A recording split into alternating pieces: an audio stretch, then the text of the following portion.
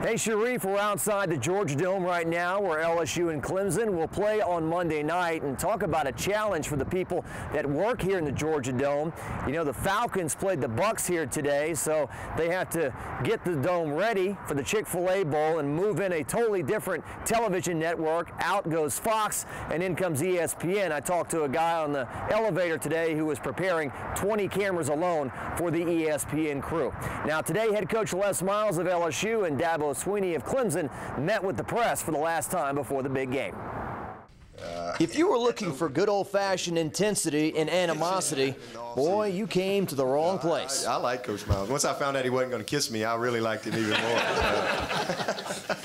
If the Black Eyed Peas are still wondering where is the love, they should have been in Atlanta Sunday morning. I think my kids, my own sons, do well being coached by him. To say Valentine's Day came early would be too strong, but Les Miles and Dabo Swinney had no problem lobbing each other bouquets for 45 minutes or so. I appreciate how he handles his business. I appreciate the example that he sets for all of us coaches, and because he does it right. Since Dabo's been the head coach, they've consistently improved and recruited well. And now it's almost like playing an NFL-type team. I mean, you don't have a lot of room for error. Clemson's talented, well-prepared.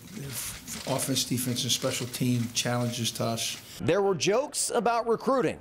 We're like 1 for 20 somewhere along the line there, but you know, really it's fun. Kind of depends on where you're at. If we're over by where they live, we don't do very good either. But if they're over by where we live, we do pretty good. And cracks about secretive practices in the Georgia Dome. You know, you practice in the dome, you get a little paranoid because there's a lot of cameras. And I told Les, I said, well, we were only videoing the scout sessions of your practices. So. There's so many silhouettes. If you look back in there. Who is that? Yeah, exactly right. I can't tell you how many managers I have run up to an area. You know, yeah. So. There was no doubt these two were more interested in being chummy than wanting to kill each other. I met his wife and his family, and daggone, I think they could hang out with us. Now, I'm not ready to go vacationing yet, but, you know. We just signed a bunch of balls they're going to auction for our trip to Cabo in the off-season. Weren't cutting up like two kids in the back of the classroom. There were plenty of serious statements on Monday night's game and what it means to each school. We're a top 15 team. If we're going to be a top 10 team, you have to step up and win games like this at some point. I don't think the player that knows it's his last, even though if it's like a test question, you know, are you going to play any more games after this game? You know, no, I'm not. I don't think that they know what that means.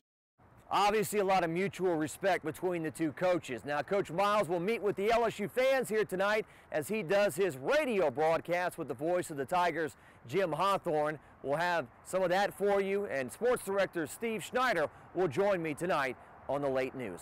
Reporting from Atlanta, Jacques Doucet, WAFB 9 Sports.